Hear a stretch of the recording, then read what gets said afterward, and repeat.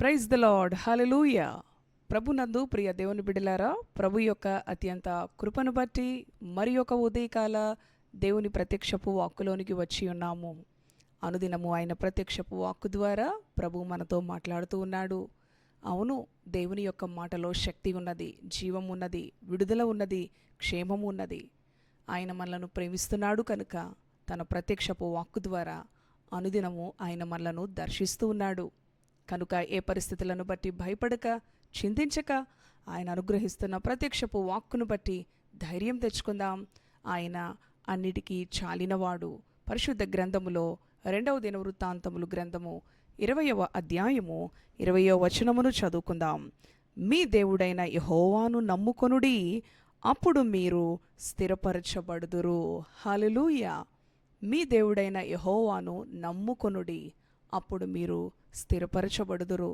అవును ప్రియ సహోదరి సహోదరుడా, మన ప్రభు అయిన యేసుక్రీస్తును, మన దేవుడైన యెహోవాను నమ్ముకొనినప్పుడు మనము స్థిరపరచబడతాం.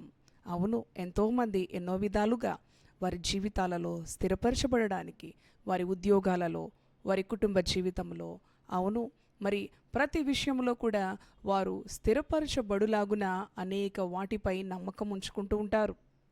కానీ ఉదయకాలం దేవుని యొక్క ప్రత్యక్షపు వాక్కులో మనకు దేవుడు అనుగ్రహిస్తున్న శక్తి కలిగిన వాక్కు సత్యము కలిగినది. అవును ప్రియ దేవుని బిడలారా, ఆయన మాటలో సత్యమున్నది.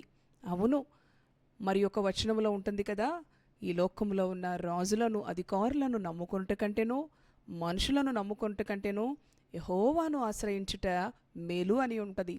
అలాగే ఈరోజు మనం చదువుకున్నాం, మీ దేవుడైన యెహోవాను నమ్ముకొనుడి, అప్పుడు మీరు స్థిరపరచబడుదురు. ఇప్పటి వరకు ఎన్నో ప్రయత్నాలు చేసి విసుగు చెంది ఉన్నావా ప్రియ సహోదరి సహోదరుడా?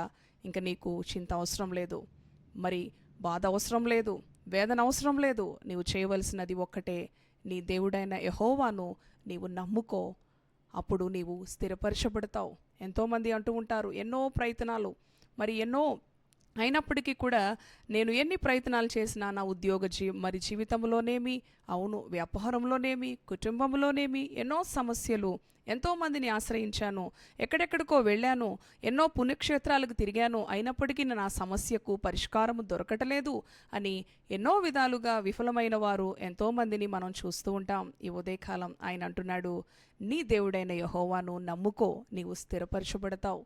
అవును ప్రియ దేవుని బిడ్డ, క్రీస్తు అనే బండపై మన పునాది ఉన్నప్పుడు ఎన్ని అలలు వచ్చినా, ఎన్ని తుఫానులు వచ్చినా, ఎంత గాలి విసిరినా మనము ఇసుక మీద కట్టిన గృహాన్ని పోలి కూలిపోయే వారంగా కాకుండా క్రీస్తు అనే బండపై మన పునాది యేసుక్రీస్తుని నమ్ముకొనినప్పుడు మనము స్థిరపరచబడతాం.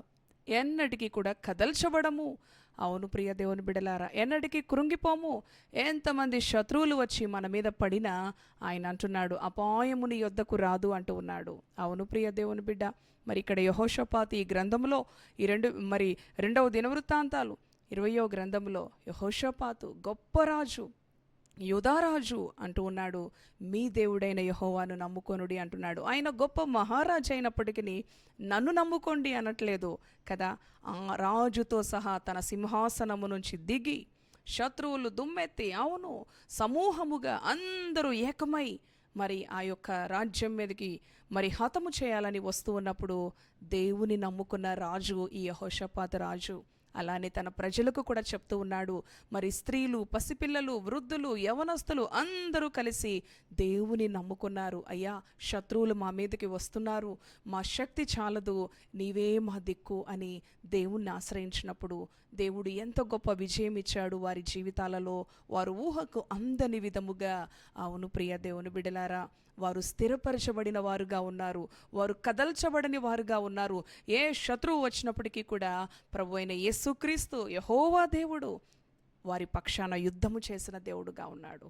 కేవలము వారు స్తుతించారు, కేవలము ఆయన యందు నమ్మిక ఉంచారు.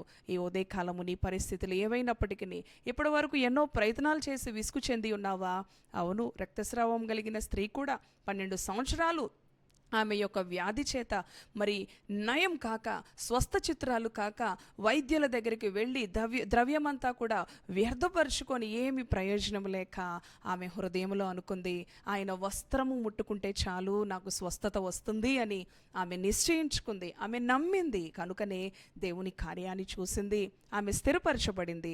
ఈ ఉదయకాలము నీవు కూడా నీ ప్రయత్నాలలో ఇప్పటి వరకు ఒకవేళ విఫలమై ఉంటే, ఈ ఉదయకాలం ఆయన యొక్క శక్తి కలిగిన వాక్కు నీ కొరకే. ప్రియ సహోదరి సహోదరుడా, నీవు ఎవరివైనప్పటికీ కూడా నీ దేవుడైన యెహోవాను నీవు నమ్ముకో. నీవు చేస్తున్న పనులలో ఆయన నీకు విజయం ఇస్తాడు, ఆయన నిన్ను స్థిరపరుస్తాడు, ఆయన నీకు విడుదలిస్తాడు, ఆయన నీకు క్షేమమిస్తాడు. ఇటువంటి మాటలు ప్రభు మన యొక్క వినికిడిలో, మన జీవితంలో ఆశీర్వదించునుగాక. ఇంకెందుకు భయం, ఇంకెందుకు చింత? ఈ దినచర్యను మన ప్రభుతో సంతోషంతో ప్రారంభించుకుందాం. తలలు వంచండి, ప్రార్థన చేసుకుందాం. దయగలిగిన తండ్రి, పరిశుద్ధుడా, నీ పరిశుద్ధ నామానికి వందనాలు. అవును ప్రభువా, ఈ ఉదయకాలము 2వ దినవృత్తాంతాలు గ్రంథము 20వ అధ్యాయము 20వ వచనములో నీ దేవుడైన యెహోవాను నమ్ముకో, అప్పుడు నీవు స్థిరపరచబడెదవు అని నీ వాక్యము సెలవిచ్చిన రీతిగా ఈ యొక్క ఉదయకాలము నీ ప్రియ బిడ్డలతో మాట్లాడిన దేవ, నీ శక్తి కలిగిన వాక్కులను మాకు అనుగ్రహించిన దేవ. అవునయ్యా, నీ పైన ఆనుకొని ఉన్నప్పుడు మనుషులైతే మోసగిస్తారు, బంధువులు మోసగిస్తారు, స్నేహితులు మోసగిస్తారు. అవును ప్రభువా, మనుషులను, రాజులను, అధికారులను నమ్ముకుంట కంటే యెహోవాను ఆశ్రయించటం మేలు అని నీ వాక్యం సెలవిచ్చిన రీతిగా రాజైన యెహోషాపాతు శత్రువులందరూ కలిసి ఆ రాజ్యం మీదకి వస్తున్నప్పుడు ఆ రాజు తన ప్రజలకు చెప్తూ ఉన్నాడు, మీ దేవుడైన యెహోవాను నమ్ముకొనుడి, అప్పుడు మీరు స్థిరపరచబడదురు. నేను రాజును కదా అని మీరు నన్ను నమ్ముకుంటే నన్ను నేను కూడా రక్షించుకోలేను, నా ప్రభువే మనందరినీ కూడా రక్షిస్తాడు అని వారికి బోధించిన రీతిగా ఈ ఉదయకాలం ఈ మాటలు చేత మమ్మలను ధైర్యపరిచిన దేవా, నీ ప్రియ బిడ్డలు ఏ పనులలో వారు నాయన విఫలమయ్యారో, ఏ పనులలో వారికి ఫలభరితమైన అనుభవం, ఆశీర్వాదము లేదో నాయన, ఏ పరిస్థితులను బట్టి కృంగిపోయారో, పడిపోయారో, వారిని మరలా నీవు లేవనెత్తే దేవుడో, వారిని మరలా నీవు నిలబెట్టే దేవుడో. అవును ప్రభువా, యెహోవా తమకు దేవుడుగా కలిగిన జనులు మిక్కిలి ధన్యులు, నిన్ను ఆశ్రయించిన వారు. అవును ప్రభువా, విడుదలను, విజయాన్ని చూస్తారు. నీ పైన ఆనుకునే బిడ్డలుగా క్రీస్తు అనే బండపై వారి పునాదిని స్థిరమైన పునాదిగా వారిని మీరే స్థిరపరచండి. చంచలత్వం, అస్థిరత్వం యేసు నామములో తొలగించమని, ఈ దినమంతా నీ సంరక్షణలో భద్రపరచమని యేసు నామములో ప్రార్థిస్తున్నాను తండ్రి. Amen, amen. Praise the Lord. God bless you.